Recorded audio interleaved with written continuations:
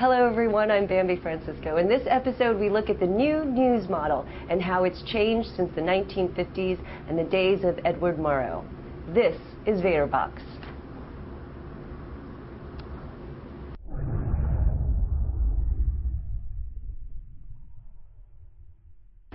Thanks for joining us on this week's VaderBox, and joining us as always is Ezra Roizen. Thanks, Bambi.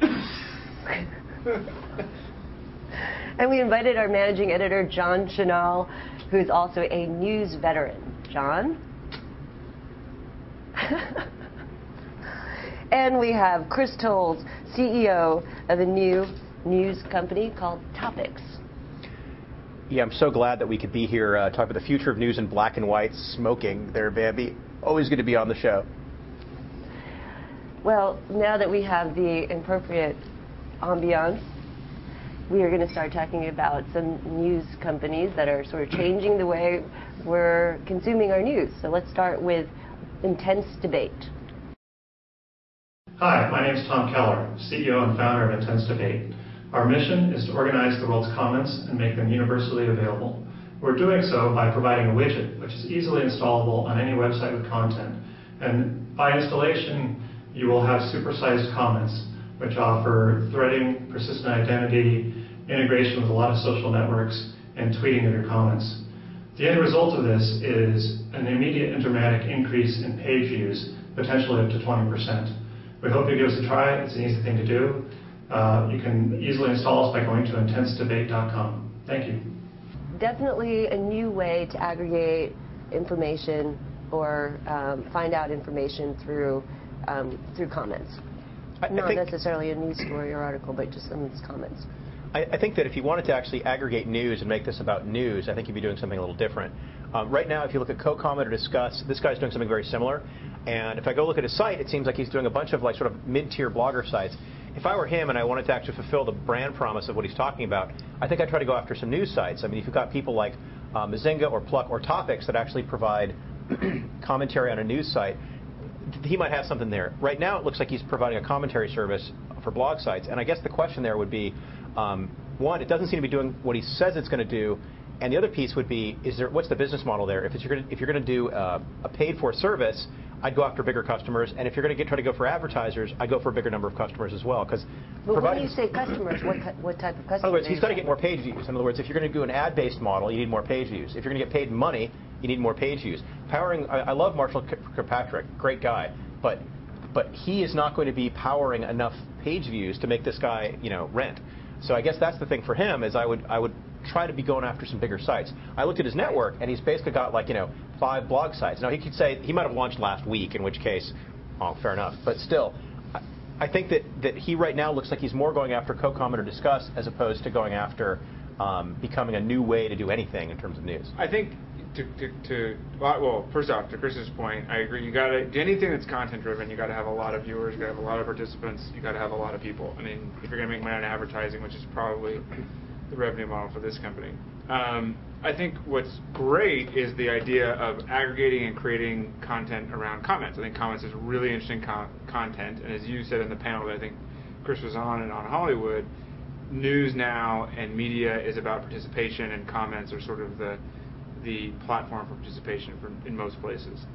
On the other side, the question is, what is this? Is this a site that sort of helps other publishers, and how do you monetize the traffic there? Or are you actually trying to pull people off of publishers to go to some hub site that they operate that is another place where you now got to have sort of people go to the place where the comments are, then come to the hub, and do they participate there in some way? So I think figuring out what exactly the publishing model is going to be critical for sites like this and the other ones that are somewhat similar. Is that pithy? I thought we were supposed to be pithy. Yeah. Be pithy. John, 2 things. Yes. One, first, hard for me to see how he's doing something that other people aren't doing. If you're talking about voting comments to the top, like sort of a dig thing, or if you're talking about just tracking comments across blogs or blog networks, like Chris said, Discus is doing that, co-comment, other people are doing that. Second thing, though, more interesting, the whole broad trend of treating comments and comment on news with an equal footing to blog posts. If you think about 3 years ago, mainstream media said, blog posts, they're not equal to us. Not as important. They play loose with the facts. It's very opinionated. 3 years later, bloggers on equal footing with mainstream media. 6 months ago, 12 months ago, if you would have said comments are just as important as blog posts, a lot of people said, no, people go to blogs for the blog posts.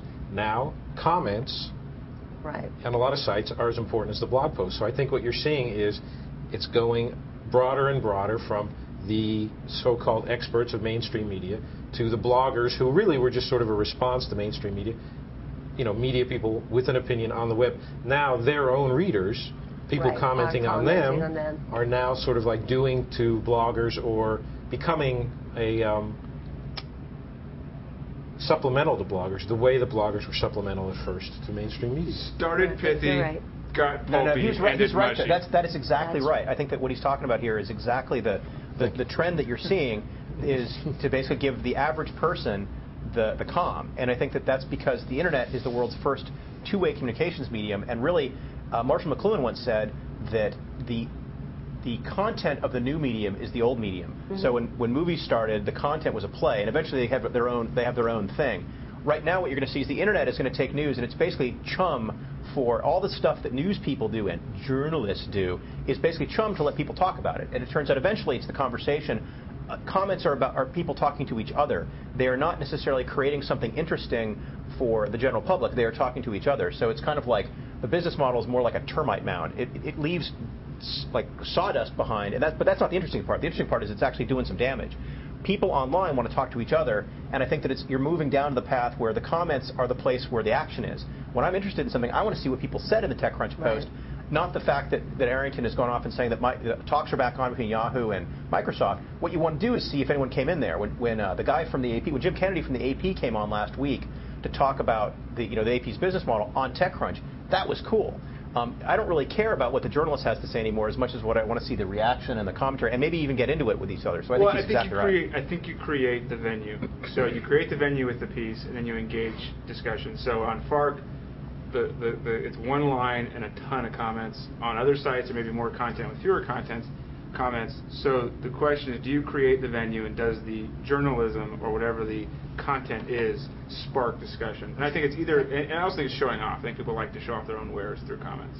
The other question is, who is going to hold the audience? Is it going to be someone who makes it easy to interact and easy to comment, or is it going to be the content itself? Are people going to hang out somewhere where they think smart, cool, opinionated people are hanging out? I mean, ultimately, I think it'll be that. People will aggregate to sites where people are saying things that they think are interesting about topics that they think are interesting. It's going to be narrowcasting, I think, to the nth degree. But I think your point here about how making it easy to participate is going to be key. If you go look at Google, they put up commentary. They've gotten like 140 comments in 6 months because it's not easy to participate. It's like impossible to participate because they actually vet every single one. You have to be involved in the story or some way, right? I think that it's going to be the person who has the biggest audience around what you're talking about in some ways is going to win. So you've got to be interesting people, but if you don't have that critical mass, it's going to fail. And most news organizations are really nervous about letting people comment. And at the end of the day, their ideas of what is reasonable is so far above the bar of what you're going to get that you're not going to get the critical mass. So I think that easy to participate thing is going to be key. Okay, but we all agree this does change the news paradigm. This company or the trend that they're participating in? The trend. Maybe not so much intense debate, but definitely the trend. I think the trend is great. I think the company's cool. I think there's a lot of work to be done, but at the end of the day, it's a big problem or a big opportunity. And I think that there's a business here. Okay, great. Next, different type of company to get your news, and it's called NowPublic, and it's called crowdsourcing, a crowdsourcing company. Hey, I'm Leonard Brody, one of the co-founders and CEO of NowPublic.com. We are, in fact, the largest citizen journalism network in the world. And what we do is we basically assist news agencies and other content producers by building the largest news reach on the planet so that every person who sees and witnesses news can now be part of the fundamental news cycle and upload and own that process and make money from it. So that's what we're building, and we are, hopefully in the next 2 to 3 years, going to be the largest news reach on Earth. And we're getting there pretty quickly. So currently we're 130,000 contributing reporters, about 140 countries, over 4,000 cities, partners with the Associated Press in New York, and others being announced very quickly. Largest citizen journalism site in the world? Is there a business and people who own Topix? I suggest that we use these guys. It's like one of those, they're going to get so mad at me because anytime I talk about these guys, like, you're being mean to us. Look, just to be clear, I suggest we bring up these guys because I do think they have an interesting model. I think that they are trying to put this. They've collected a lot of people. Now, as far as actual people doing things, so far all of the statistical services that I see that they're having a little bit of trouble getting to momentum here. But I do think that they've got a good model. They have some interesting technology around rights management of photography. So as you took a photo, you give it to NowPublic, they've got a little rights thing, which I think is pretty cool. But in terms of their ability to get out there, their big problem is going to be distribution. And I'm seeing that Leonard's comments notwithstanding, I think that it's actually going to be a challenge for them to get to critical mass of audience, which is the case of all news sites. It's like, how do you get to the part where you're seeing really something interesting? They say they have 130,000 people who are contributing.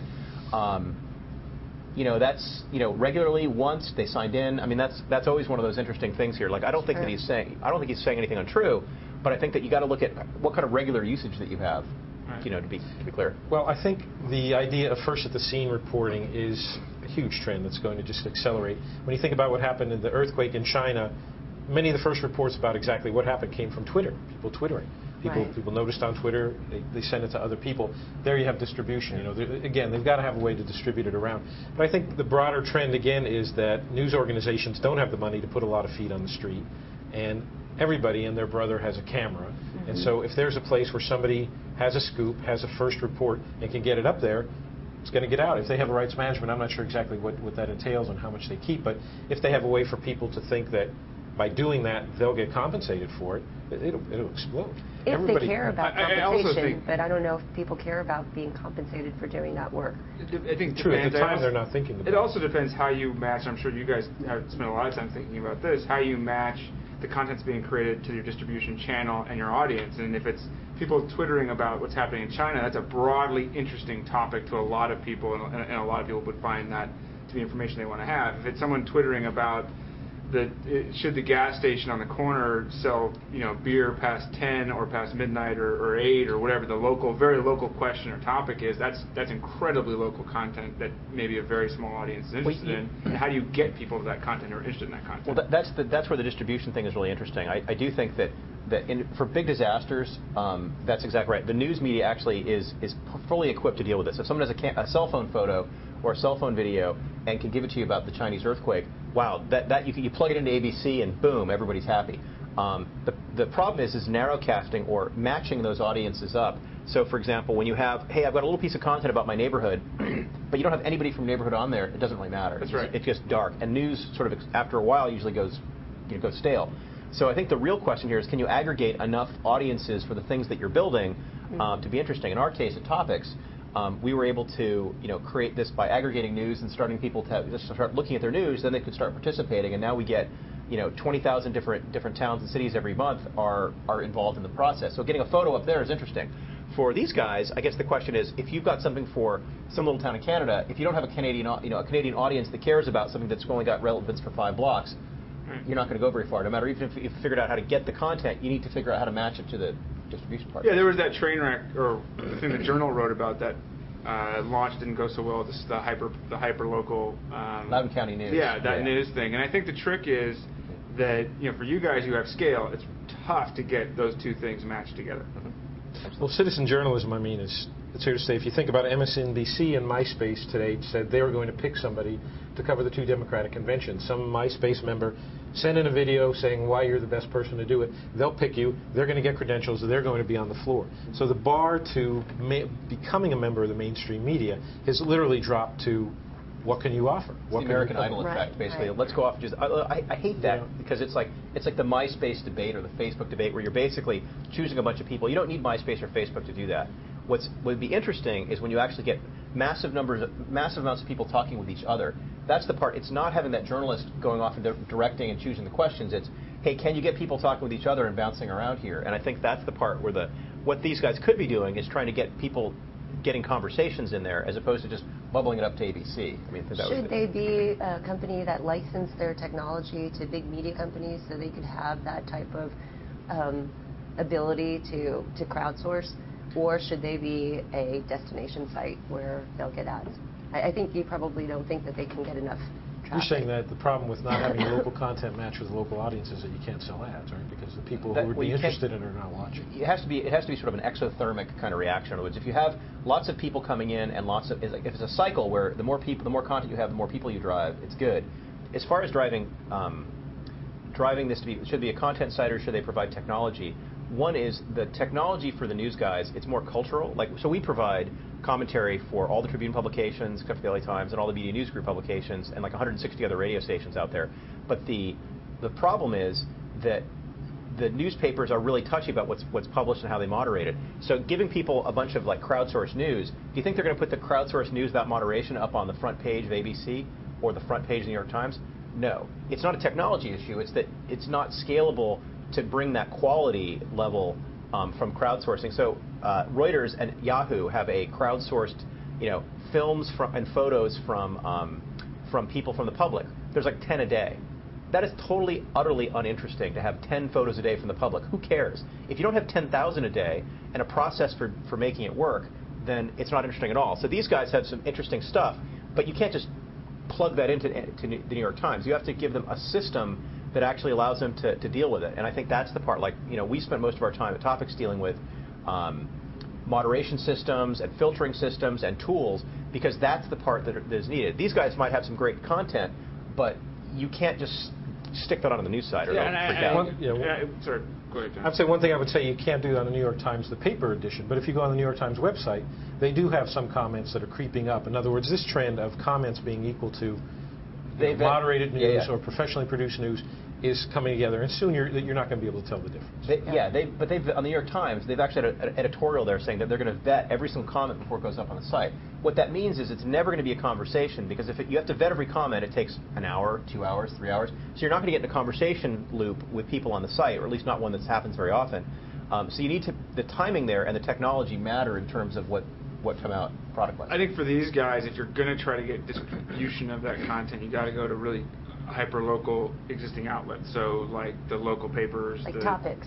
Like Topix. But you got to go through channels that already have those audiences and get people participating, almost like micro communities of content producers and content viewers. And you got to get those two things going in lots of little places, which is, I think, tricky to do, but I don't see how you can do it otherwise if you're going to be super local. Now, a year in, how many contributors did you have? So we had, say, a year in, it was about 30,000 comments a day. So at the end of year one, we had 30,000 comments a day, so about 15,000 people a day coming on. Year two, we're at 125,000 comments a day. So we were able to, the growth has continued and increased, but it takes a long time. It's one of those things like, when you look at Craigslist, right?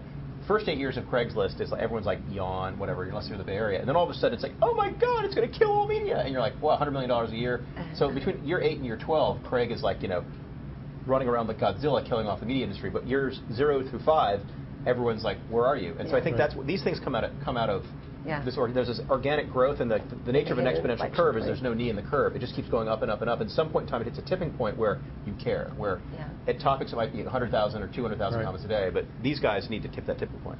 So NowPublic, Intense Debate, which one of those companies would you bet on? I would say NowPublic, only because they're trying something. The CEO obviously has a lot of confidence. They're talking about bigger than they are already. They're trying to get big. And the thing about Intense Debate, it's early on, but again, I'm having a hard time seeing anything that they're doing that someone else isn't already doing. I think those are great points. I think that for me, I'm leaning a little more towards Intense Debate because I like the whole comment category. I think there's a lot of opportunity there. I think this is an interesting company. I think it's tough to get the audience scaled quickly for this property. I think there's more ways for NowPublic to go. I mean, it turns out that the comment thing is basically, unless you can charge people for it, I don't think there's an ad revenue model there that's going to support it, and I think there's too many other people in the space that it's going to be, if there's 3 people doing the exact same thing, and there's no business model, that's a problem. If they can, each of those guys could make money, that's great, and that hasn't happened yet. And bloggers are cheap. NowPublic, they have 4 or 5 different ways that they could take that asset, and as far as making money off of it, might be really hard. But in terms of, if you could take just the massive machinery that they're building, there's some media company that might want to buy it. So as far as both of these companies have a hard time building a real sustainable business. I think NowPublic is the equity value is higher. In other words, you could probably sell that thing for more sooner than you could. And also the guys over there you got Merrill Brown, you've got Leonard Brody, you've got a team of people that I think are more likely to succeed from that standpoint, as I can tell. Okay, that's it. I like them both. That's it for this week's Way to take an Vaderbox. opinion, Bambi, Yes. right? Nice Exactly. job. Nice. Yeah. I do like them both. I would probably lean towards intense debate, even it out here. I do like the comments model. Thank you, Chris. Thank you for joining us. John Chenal, Ezra Roizen. Thank you for watching Vaderbox. I'm Bambi Francisco. Goodbye and good luck.